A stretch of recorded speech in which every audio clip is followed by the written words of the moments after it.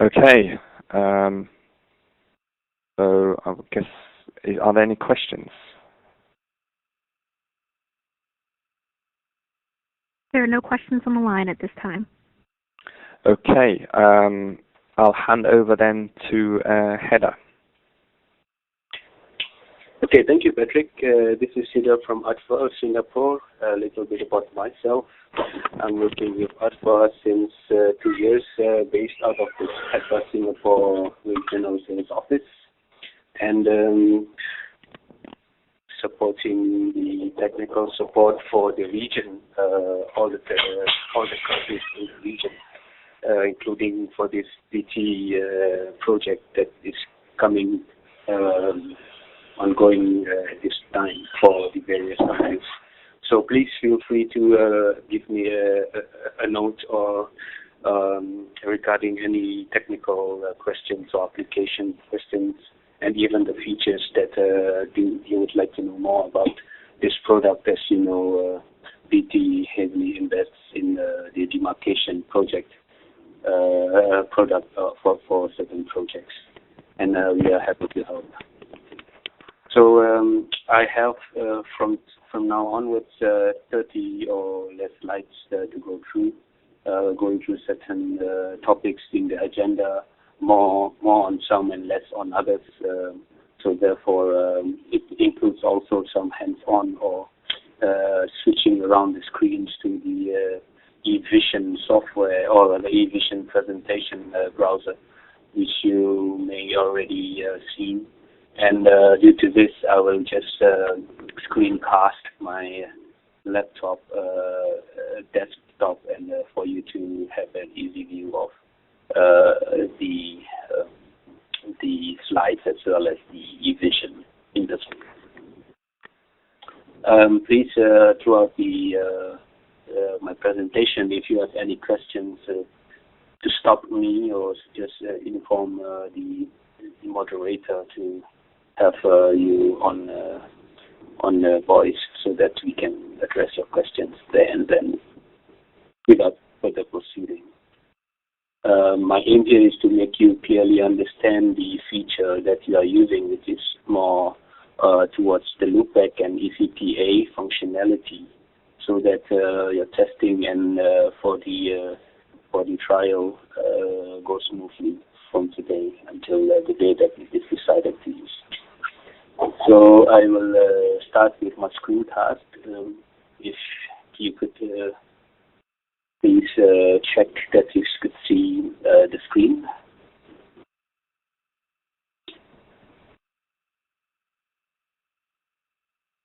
So,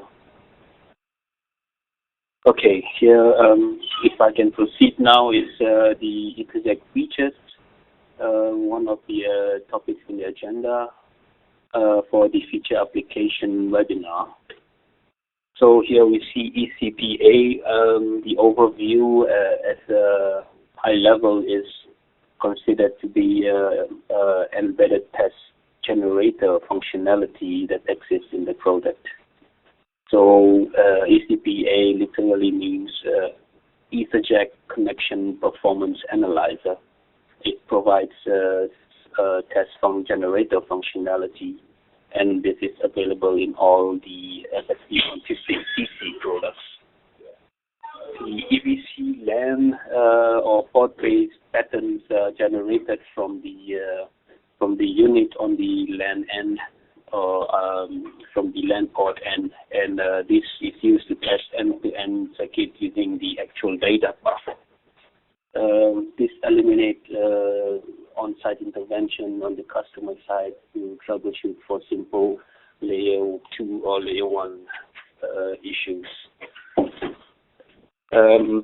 Alexis, sorry, Heder, sorry to interrupt. Can we make everyone on mute except presenter, please? Because we are hearing some background noise.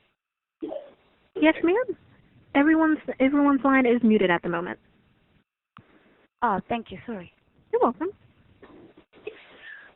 Proceeding, the end-to-end circuit that is tested is the actual data path from the port-to-port layer, and this works with port and loopback to perform the testing for the fault isolation or for the turn-up of a circuit or connectivity.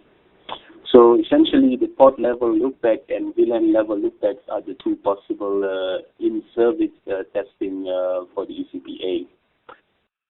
The next point in highlight is this is used by test heads with the Envision. It's a software running on the test head to execute the RFC 2544 test suites to measure the number of frames received, proper frame sequence and headers, received traffic rate, and transmission delay all at once as the test is running. Last point of note is the eliminate the need for centralized test sets where it could be costly to procure, and a point-to-point service can also be tested and commissioned without intercepting any traffic at a central location. So these typical applications include lease lines and point-to-point applications, including wholesale services. The diagram just shows where you have on the left is an ECPA source, or the source ECPA port going through a cloud, a network carrier network with at the other end of the demarcation device is customer premise equipment having a port loopback set at the LAN port even. So there is here it is where the test generator functionality has been built in at the customer premise of the source end, and a loopback functionality is set at the opposite end of the link, either on the WAN side or the LAN side, typically on the LAN side. And this is the actual topology of the, or rather the purpose of the ECPA. And the test pattern in between is could be a random or a fixed frame size, which you will see later on. Next is the data path internal to the product, where you could see the whole diagram here is detailing the various modules within the FSP150 TC, typically two-port box with a WAN interface and a LAN interface. So what we see here are the two media interface, and in between there are certain modules which is responsible for the frame inject and frame monitoring. And these are the two modules on the top and the bottom for the ingress frame processing, which actually processes the incoming or outgoing frames towards the port. So really what is injected, or rather the source of the injection is existing actually at this portion, whereby traffic is being configured, and traffic is the type of traffic and frame size is being started here. And this is actually injected towards the WAN side and even the LAN side. This is where the traffic flow is going through. So for example, the source of the frame inject is on this side, and the traffic direction is going to the WAN side, and this is then going towards the cloud, where we see in the slide before, that goes across the network towards the far end box, and that far end box having to be looped back either on the VLAN or the untagged level, which brings back the traffic from the remote end into the WAN interface again. And here it goes into the frame monitoring, whereby it actually monitors the receive frames, typically frames which are tagged or rather which are identified by the ECPA type. So here we see the flow of the information from the working modules in the system. The next slide shows slide number 32 shows the data path on the port loopback basis. And the test injection and the monitor on the right side of the node is expanded now across, on the left half of the diagram is just the other end of the node of the link, and here you see the actual data path there marked in red lines traversing across the network, which is a small portion as it is transparent, and which reaches the other link, having been looped back either as a port or we'll see next as a VLAN, and sending back the frames towards the frame monitor where it is being actually monitored for losses and latency. Next is the VLAN loopback type. Here we see blue lines, three main lines colored by the coding blue, red, or brown, and green. So really traffic is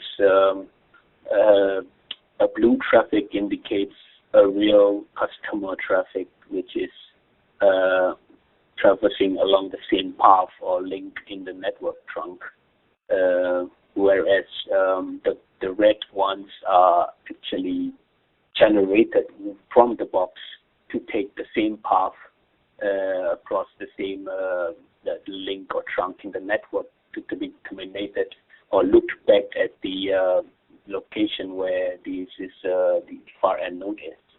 So the traffic on the blue actually rides along, or rather the traffic on the red light rides along the path taken by the customer traffic in blue. However, these are on two separate VLANs where the ones in red are actually looped back. For the VLAN status, for the VLAN difference is the other side of the green link will then identify a network a link that is created more for other traffics from the WAN to the on the remote side, from the LAN to the WAN side of the remote node.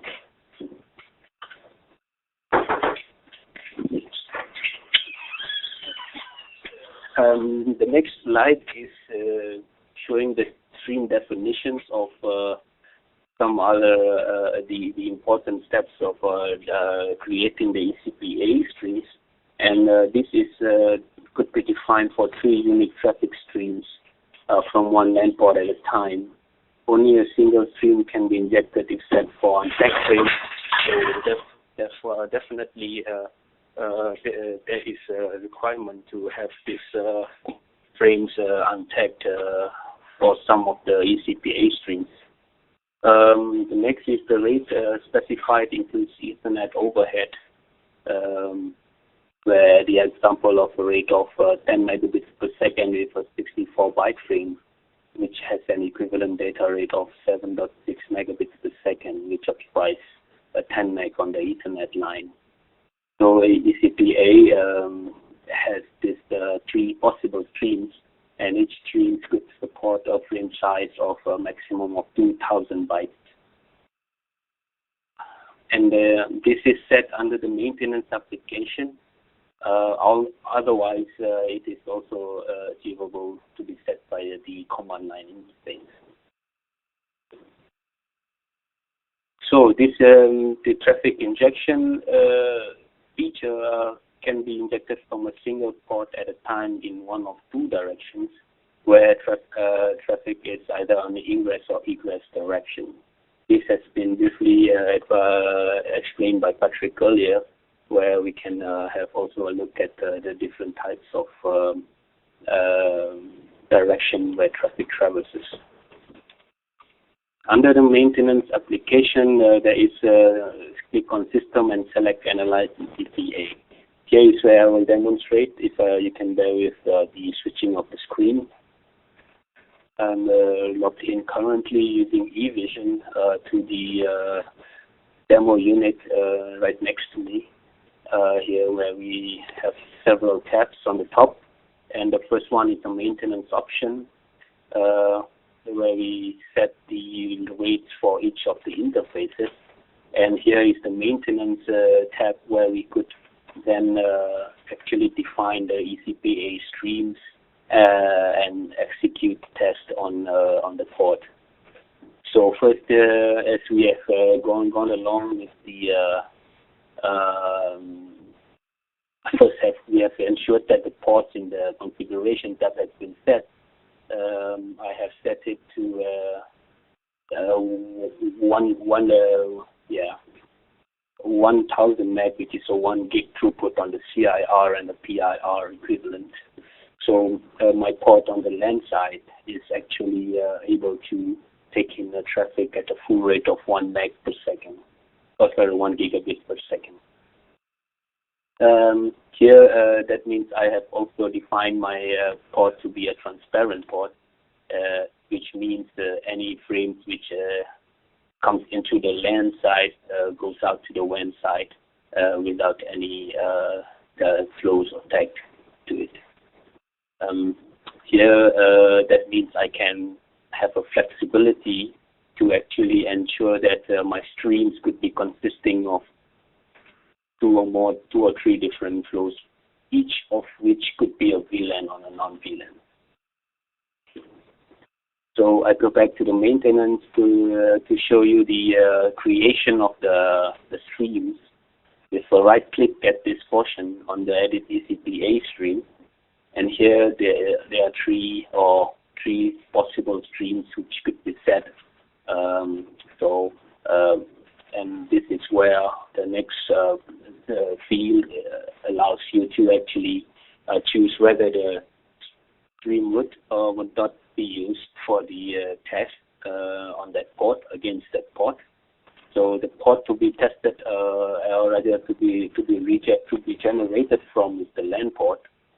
So here I would like to say the possibility of injecting 3 streams, 1, 2, 3, each with a VLAN ID unique from each other, and each would have a different rate of, let's say, 200 meg on each port, on each stream, with the possibility of an IPv6 extension. And these are the MAC address default for the destination MAC. This is per system default. Option next is to have a payload type. As I mentioned, it could be a random or fixed payload. And the sizes could also differ from 64 kilobits per second, kilobytes to 2,000 bytes. 64 bytes to 2,000 bytes. Here I define whether this stream would be a VLAN stream or an tag stream. And I could by default see that the system gave me a 4094 VLAN ID, which is at the end of the possibility, the other limit of the VLAN IDs from 01 to 4094. And the priorities could also be set here to be priority 1 to 7, and the priority map mode is either one of these two priority bits called TOS and DSCP, and by default it is a TOS setting. So the priority is actually VLAN ID 4094-0. So if stream 1 has been set with such configuration, and I apply this setting, which I need now to have this ECPA stream 2 set. Yeah. So stream 2, given that it is also to be included in the test, have to be set to yes. Otherwise, by default, it gives a no. It gives no. So yes is there, and 200 megabits per second is another preload or rather the line rate that I would like to test it with. The rest is still the same, still giving the random type of payload with 64-bit bytes frame size. And here the frame type has been grayed out since I have used this to be a VLAN as well for stream 2. So the VLAN ID here I could set to another VLAN ID type, for example, 3000, and then the priority could also be set from 0 to 7, as much as I like. Heder? Patrick? I'm not actually seeing that, what you're just describing. Have you got it on share? Or is it just Yes, me? I have shared this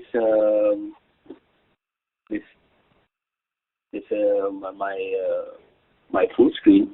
Okay. If everybody else can see it, that's fine. Can anybody see it or not?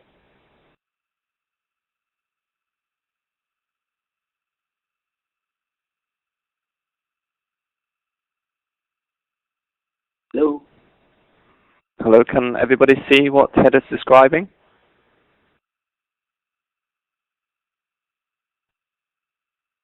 I can see it now. Ladies Yeah? and gentlemen, your lines are now open. Okay, Heder, I can see it now. Okay. Everybody have the same view? Yes, we can see it now. Okay, great. I think it was from my side that it was not enabled, but I guess I can move on now. Okay. So this is stream 1, which I said earlier. Explained that there was stream 1 set to be delivered the settings for 200 meg of line rate with VLAN ID 4094 and priority 0. And stream 2, where I was trying to create a VLAN ID 3000, so I choose 3000. And this is where I could apply the setting, 3000 that was, with priority 0. And then stream 3 with maybe another 400 meg per second line rate with VLAN ID, say, 2000. Yeah. So these 3 streams could then be viewed when I click here, and I see here that stream 1 is having 200 meg of VLAN ID 4094. Stream 2, same line rate with 3000 VLAN ID, and stream 3 with 400 meg at 2000 VLAN ID. Yeah. So next is I will analyze these streams. That means once I choose this feature, rather this function option, it will immediately give me some wizard to actually configure the port to generate. But just for demonstration's sake, I have to see that these frames are all looped back across the WAN port right at this end of this box, actually, because I only have one box at this time. So what I will do is I will set my WAN port into a loopback mode, which I just did, which gives me a immediate loopback from the generator at the next WAN port that it sees.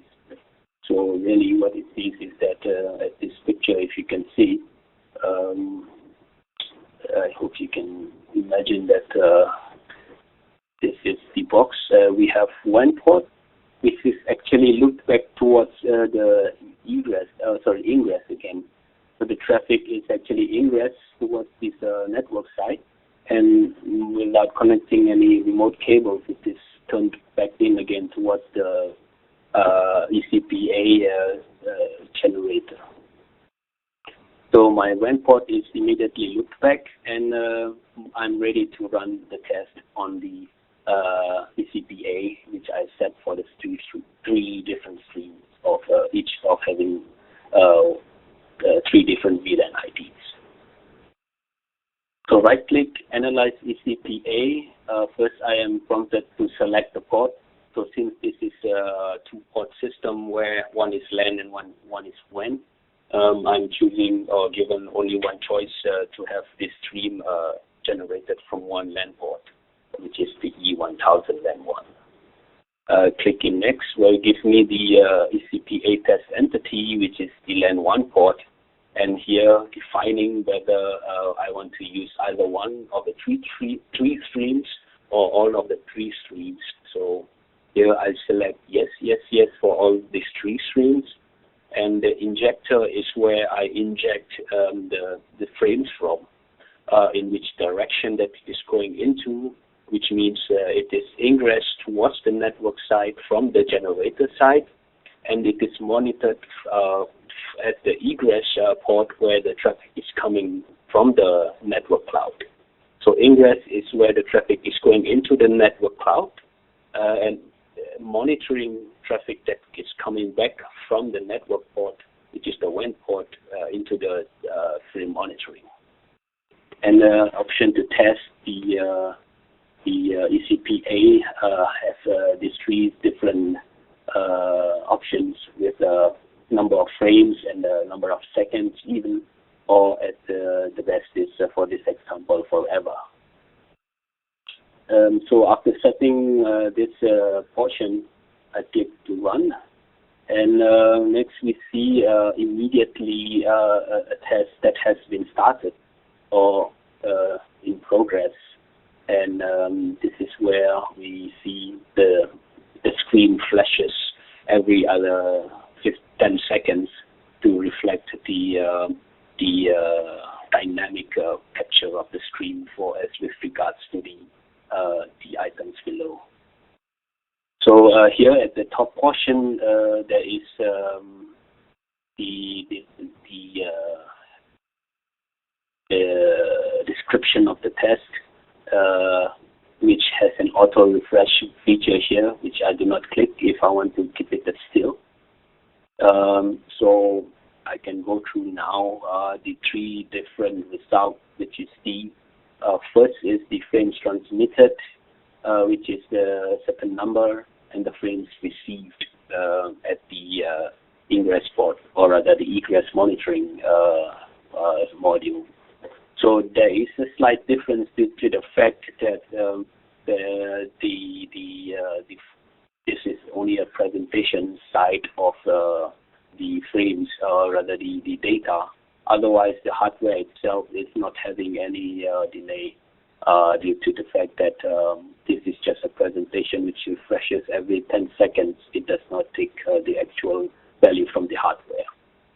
So you see here that this result for stream 1 tells good frames with good CRC, bad CRC even, and out of sequence errors, number of sequence gaps, and so on and so on. Quite sensitive is this average delay, and this is where if longer the frames travel across the network, the average delay gets higher, and there is a limit to that. And these are counted in microseconds, so application sensitive,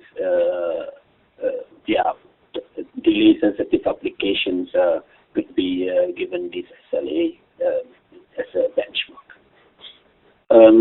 Next are the two other streams, maximum of 3 to have this actual data. So once we have captured all this data in this, we could stop, and immediately the test is stopped. That means the frames inject is not functioning anymore, and it will give all these 3 different results. Is that fine? And you see that the test has been stopped. Another option to display such information other than the browser extract is to have a CLI connection. If you can see my screen right now, I just telnetting to this unit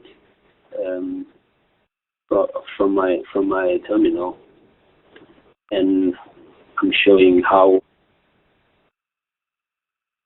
track the command line information for filing, for example. So I just do a test interface for this source for the source port E1000 LAN 1, and come up to the next level of this command line, where I can just show ECPA. So this is data is exactly similar to the CLI or GUI, which we are looking here. So I'm not sure if this could be used, script could be used to extract this information for every single connectivity, that ECPA connectivity, that it can be then stored as a logical presentation. So similarly, what you see in this GUI is extractable from the CLI as well. If I may move on now next to the slideware is next, where I have just given the example of initiating ECPA and describe to you the ECPA results extraction. The loopback feature is next, where we see the next possibility to create a loopback tool, which is a terminal loopback and a facility loopback. Generally described by terminal means what comes into a port from the from the ingress or egress direction. Doesn't matter, that it actually loops back the traffic on that port back towards the across some electronics. Yeah. So the other possibility is a facility loopback, which is a loopback immediately what comes into the port and immediately goes back out towards the sending side. As a difference from the terminal loopback. Here, these two, either terminal or facility or both, I have the possibility to actually loop back on both the WAN or the LAN side. And we see here is terminal. This type of loopback could either be time or untimed, and there is a port of VLAN loopback possibility, which is able to loop back up to 3 specific VLANs, explicit pivot or yeah. And the last but not least is a swap source address and destination address option. What I mean by this is I can show you online what this means. So if I go back into the example, here I have the maintenance step that I see. For example, that I have the intention to have a loopback. The loopback set on the LAN port. So I just right-click at the maintenance step, right-click on the port in particular, select loopback. So here this is actually enabled, disabled, and testing. So the state now currently is in testing due to the fact that it is set for the ECPA earlier. So, and if I want to set, say, a LAN port to be a loopback, there's several possibilities. Terminal, facility, the VLAN, or not a VLAN. So, since if I would like to create a VLAN loopback on as a terminal VLAN on this LAN port, that means whatever comes into the port here will be looked back, and not whatever, but only these three VLANs that I would like to be looked back. So going back to the previous slide, what actually I'm doing is I'm having a terminal VLAN which is set here at the LAN side. I'm expecting traffic, a range of different types of traffic coming from the WAN, the network side, coming to the VLAN port, and I would like to only look back 3 VLANs back towards the sending side. So I'm actually doing a terminal loopback at the LAN port, looping back or looping across back all these 3 VLAN ports. So here I define the port, which is a ELAN 1 port, to be a terminal VLAN port, and defining the 3 VLANs that I would like to loop back. And at this portion as well, I could have this feature of option to have a swap of the source address and destination address at the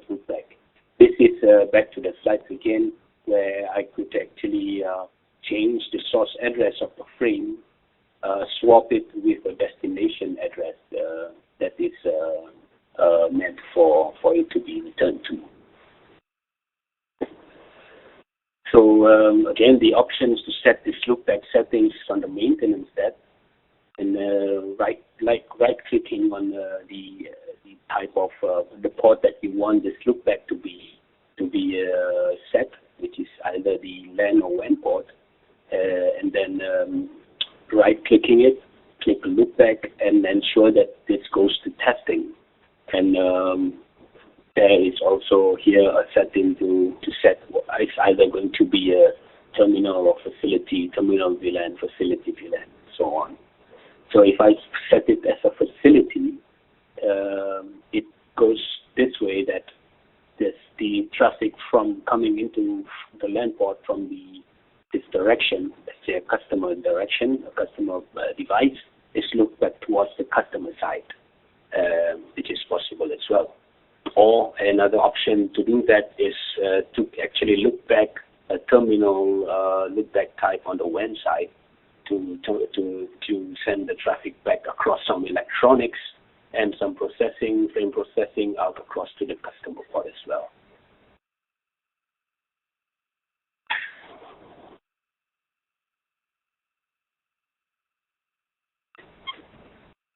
Certain LEDs and behavior that when a port terminal loopback is activated, the LED goes green regardless of the true status of the facility. So you could not tell whether the port is looked back status when from the look of from the lights on the LED. An exception that this doesn't apply to facility lookbacks or VLAN lookbacks, only for the port loopback. Some commands which is helpful on the CLI, however, there is a reference in the partner login for more CLI-oriented documentation which you could download off, or let me know if you need some more information on the CLI. Next is covering the ESA functionality. We have some time to go through this, although I have not worked before with BT on ESA features. I'm just raising this possibility, or rather raising this awareness of the feature in the product that allows you to have monitoring for end-to-end performance and SLA conformance. This supports the diagram. The diagram supports booking application, which means at the two devices across the IP network, even this EtherJack service assurance have this possibility to actually measure some more intrinsic performance SLA details to a higher level with regards to frame delay, frame jitter, and frame losses. This is definitely a new feature aligned with the Metro Ethernet Forum service definition, and is ideal for both wholesale and retail Internet services. At a high level, we see the diagram how this architecture of the EtherJack service assurance is actually.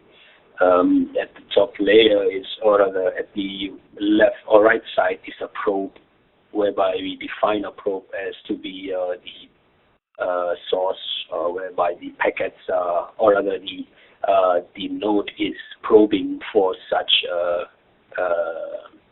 as a probe to have this information for this frame loss and jitter, etc.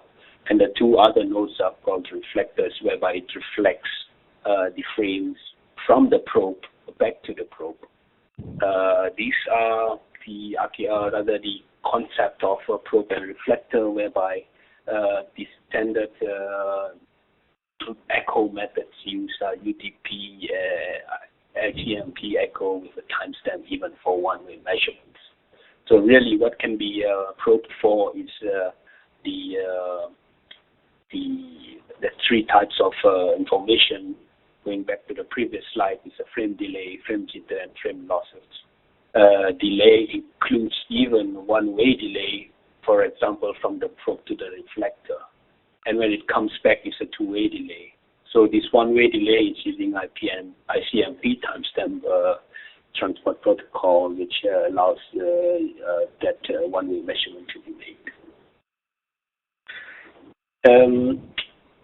Certain things to do for this also, that to set it up is not quite easy, plug and play, but some configuration has to be made. Enhanced reporting is also given by this reflector side with a frame loss, delay, and jitter for one way.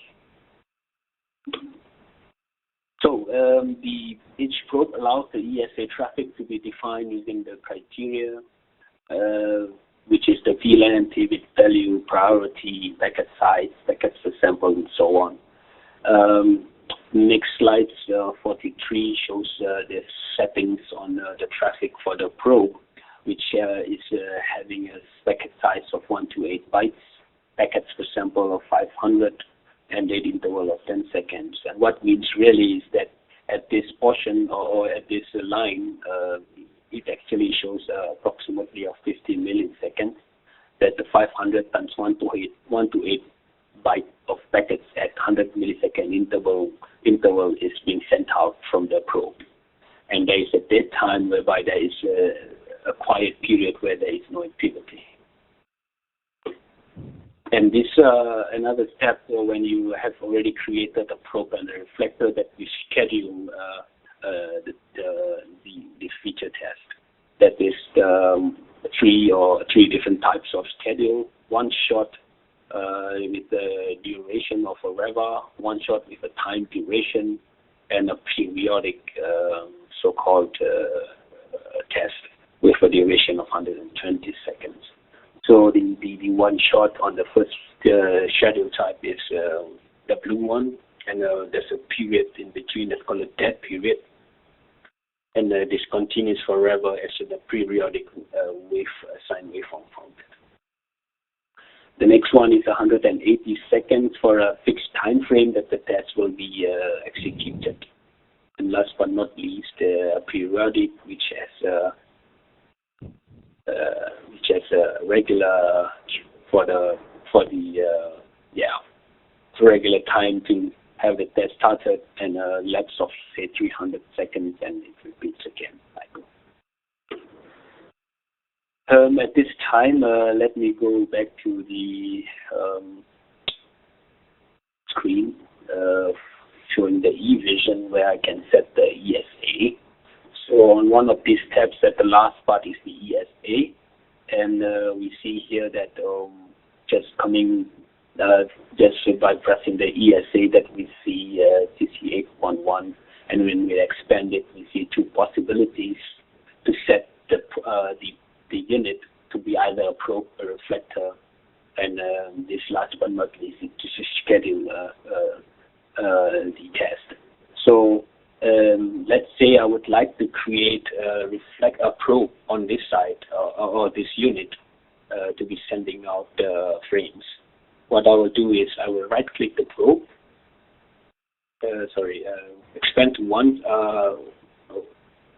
layer below, and this will show the port that it's possible to create a probe from.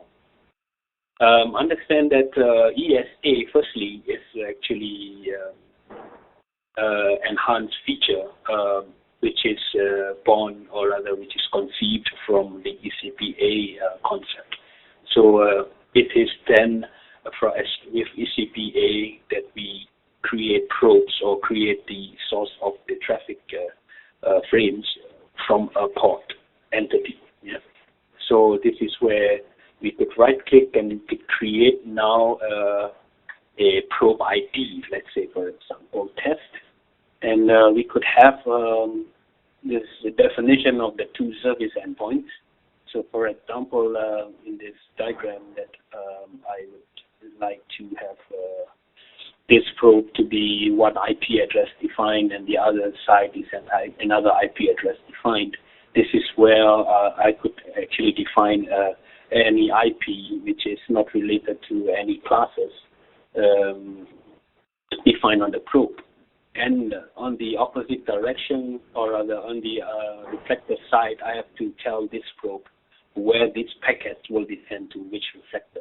Since there are two reflectors, I can choose which one with which IP address I want the packets to traverse to, right? So if, for example, in this diagram, I have defined this to be the one that I want the packets to be reflected back from.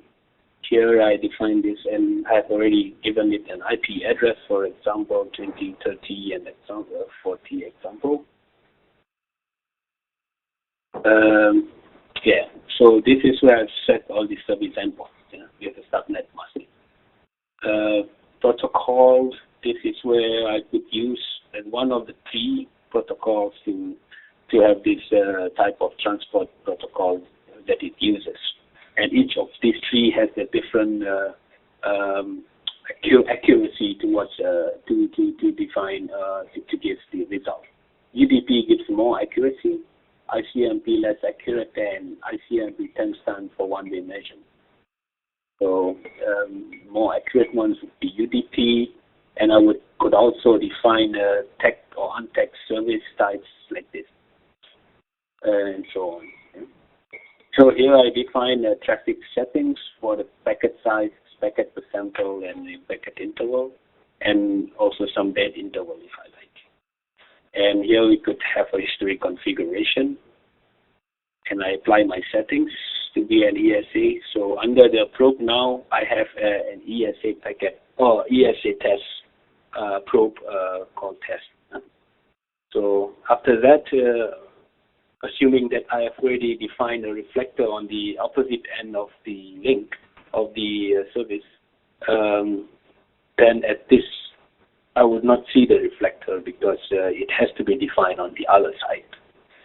So here then, after doing these two setups on the two end nodes, I have to then create a new group to schedule the activity for the test. So let's say testing as an activity, and here I define whether it's a one-shot or a periodic, and let's leave it all to that and to the default, which is forever and start immediately. And this is where I could actually send my select the probe that I want to use and click OK. So at this time now there is a schedule which is already in active current state. And this is where I can actually monitor the performance of the probe and receptor combination. Right-clicking this probe and to actually retrieve counts. I retrieve counts in the chart format and for all these particular types. So please note that one-way delay and jitter only makes use of the ICMP timestamp protocol. So it gives me the options for all the parameters that I'd like to see, selecting everything, and for example, after giving all that, I could see here the statistics of all these parameters. So not having a correct reflector and probe model here in my test lab, I could only show you the presentation of this this maybe the summary of all this test. So here you see a time which is current. P2R means probe to reflector packets, and reflector to probe packets. At this time it is not incremental because there is no real scenario of a probe reflector. However, there is error because there is not a real connection to a reflector. And all these are related to delay, average delay information, and so on. Going back to the slides where.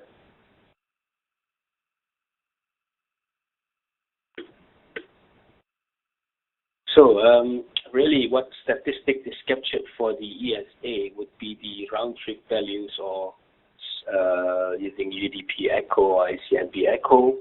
ICMP timestamps allows you to have a one-way measurement for reflector to probe or vice versa.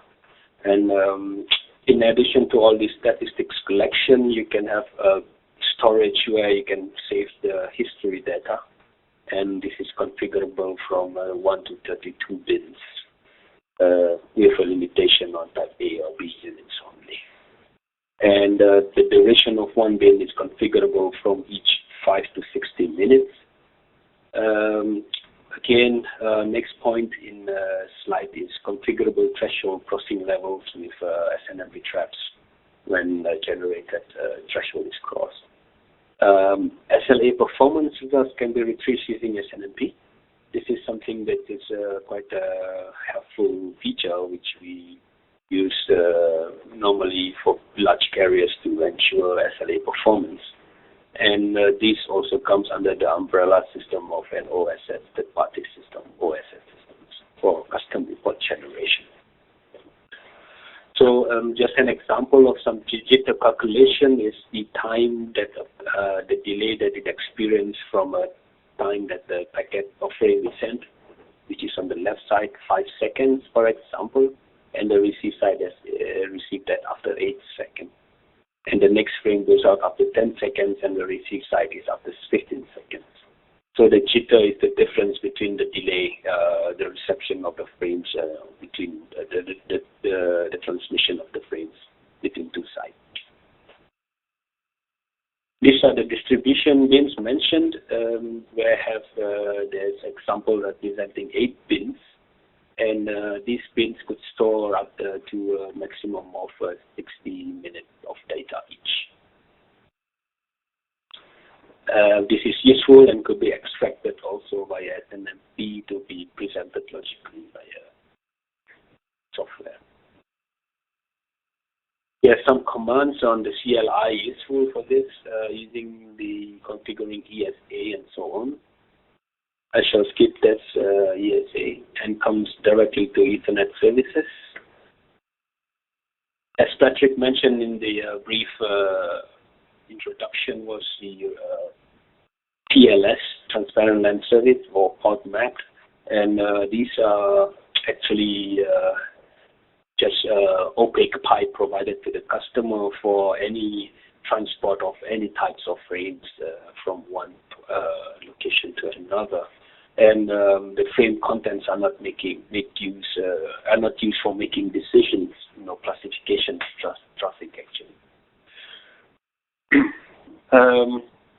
There is a management tunnel which the device supports, but this type of TLS could not support a management tunnel. So these are the attributes that is related to any TLS service, ingress and egress, which each of them has TR, PR, and buffer size parameters. And transport tag associated with the service is a control tag with a push or none for transport tag, and a VLAN ID for possibility from 0 to 4095, and a VLAN priority 0 to 7. The rest of the two are just features which are having the matching of the RX priority and the outer tag ether type.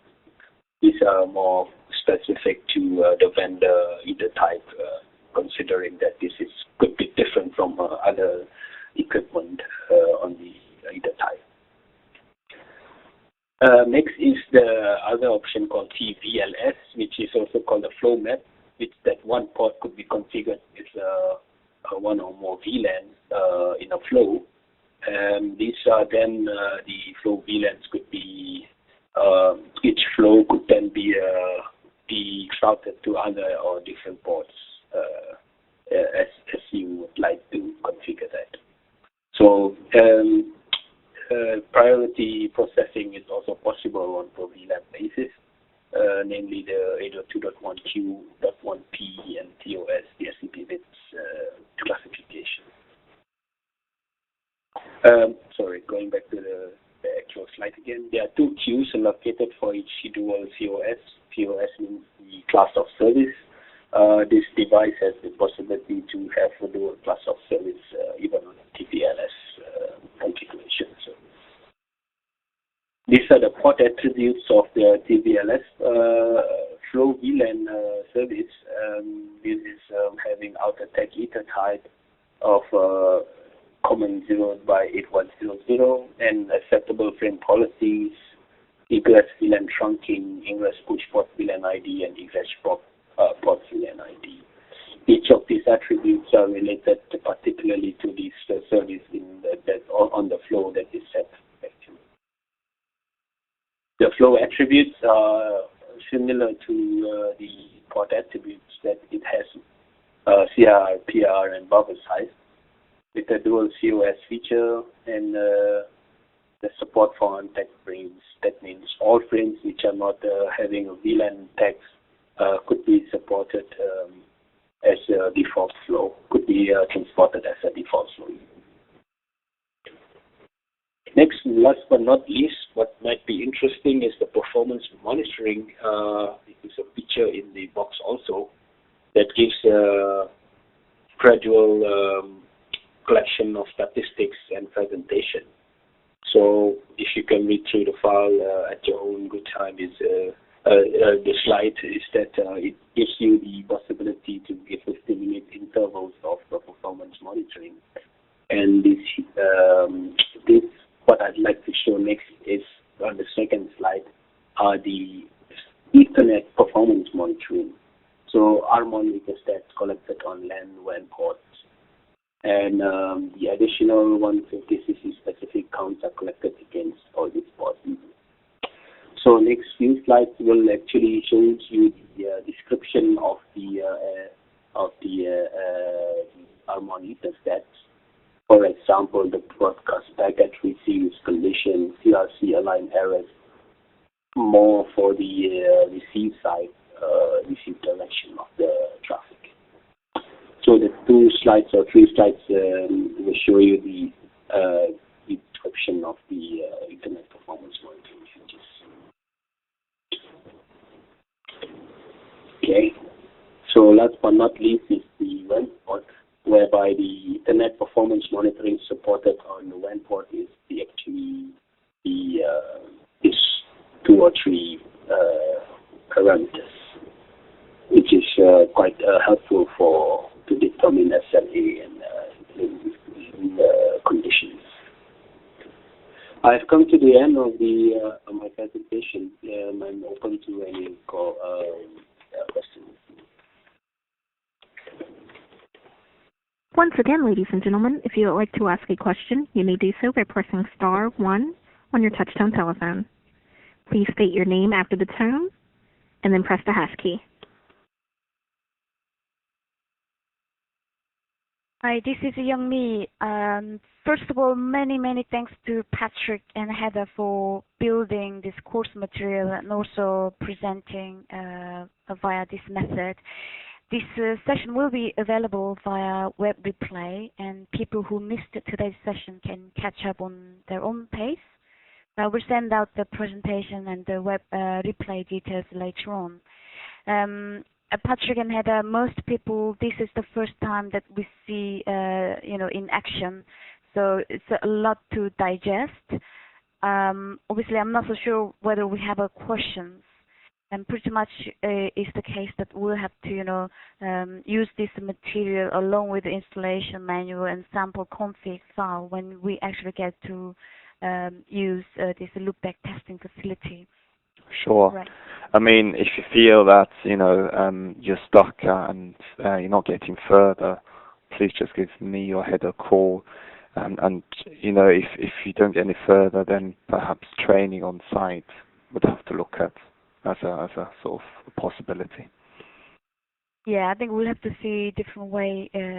But having said that, a lot of cases in other locations that without separate training, it was possible to use. Obviously, thanks to nicer, graphical user interface that's available with the installation manual. Now, on the call, is there any questions to Heder and Patrick? Yes, ma'am. There is a question on the line from a Mr. Stuart Reveley. Please proceed, sir.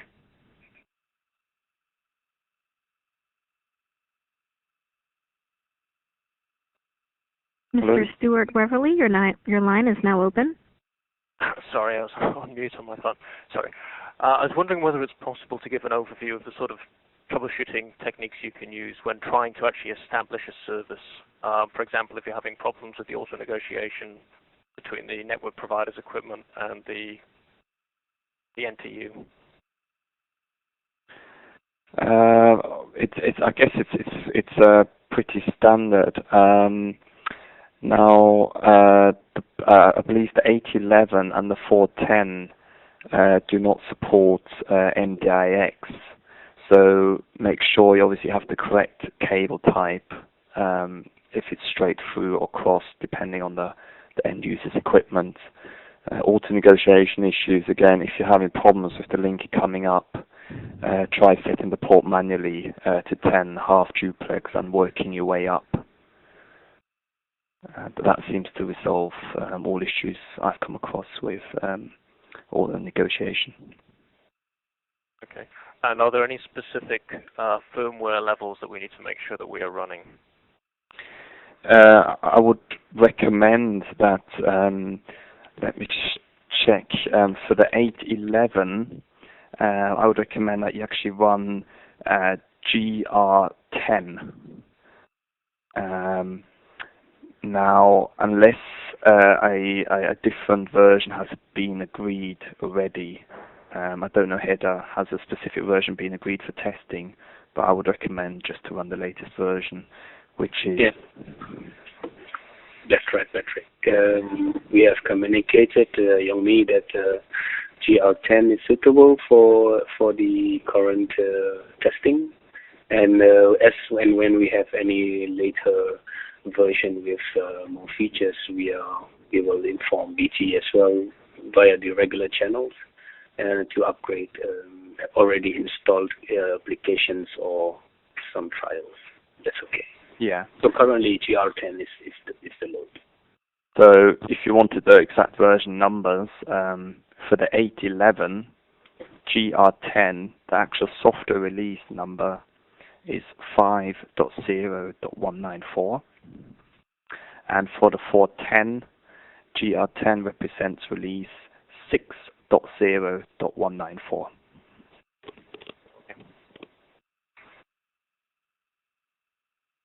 Thank you. You're welcome.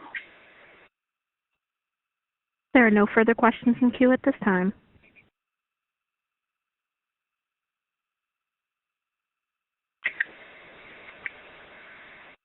Okay, so if we have no more questions, then I suggest we conclude the call. But before we do that, Heder or Patrick, do you have any other, final remark you would like to before we close the call? Patrick? No, just feel free, obviously, to contact me should you have any technical support queries. I'm here to support Heder on this project, and BT is my primary account. So please feel free, to contact me on any queries. Thank you. Yes, just from my side, going forward from Taiwan, that we have just finished the testing, and now moving on to Japan, and next maybe India and Australia, that I have understood.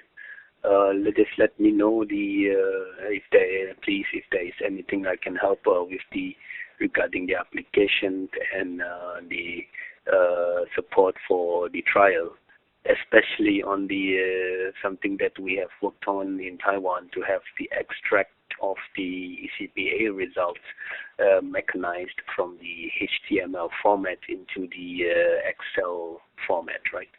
So we have raised just about a few days back and request for feature for the next release or the future releases to include this particular option to extract the ECPA from the HTML, or rather to just have a file that is generated after an ECPA test, which it could be downloaded via SNMP to a central system for storage and filing.